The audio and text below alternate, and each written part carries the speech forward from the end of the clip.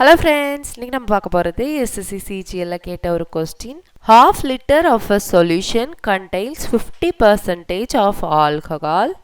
To change the alcohol concentration to 50%, find the quantity of alcohol to be mixed. ஒரு half liter solution இருக்கு. half literனா எவ்வளவு 500 ml. அதுல alcohol இருக்கிறது வந்து 15%. இப்போ ஆல்கஹால் வந்து 50% ஆக்க போறோம். அதுக்கு எவ்வளோ ஆல்கஹால் ஆட் பண்ணணும் அந்த சொல்யூஷன்லன்னு கேட்டிருக்காங்க. ஃபர்ஸ்ட் அமௌண்ட் ஆஃப் ஆல்கஹால் கண்டுபிடிக்கலாம். இந்த 500 ml ஃபர்ஸ்ட் எவ்வளோ ஆல்கஹால் இருக்குன்னு. Amount of alcohol equal to 500 ml எவ்வளோ இருக்கு 15% by 100.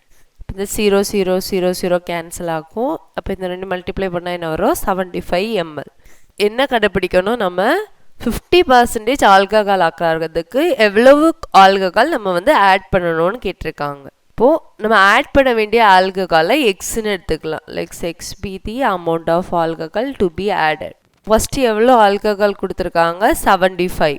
இதில் நம்ம எக்ஸ் ஆட் பண்ணுவோம். டிவைடட் பை அந்த சொல்யூஷன் எவ்வளவு 500 ml. அதுலேயும் இதே அமௌண்ட் ஆஃப் ஆல்கஹால் ஆட் ஆகும். இப்போ ப்ளஸ் எக்ஸ் equal to இது ரெண்டும் பண்ணும்போது என்ன ஆகும் 50% ஆகும் 50 by 100. இப்போ இந்த 0 0 கேன்சல் ஆகும். இதை கேன்சல் பண்ணா 1 2 வரும். நெக்ஸ்ட் இதை கிராஸ் மல்டிப்ளை பண்றோம். 2 into 75 plus x equal to 500 plus x. இப்போ இதை மல்டிப்ளை பண்ணா என்ன வரும் 150 plus x equal to 500.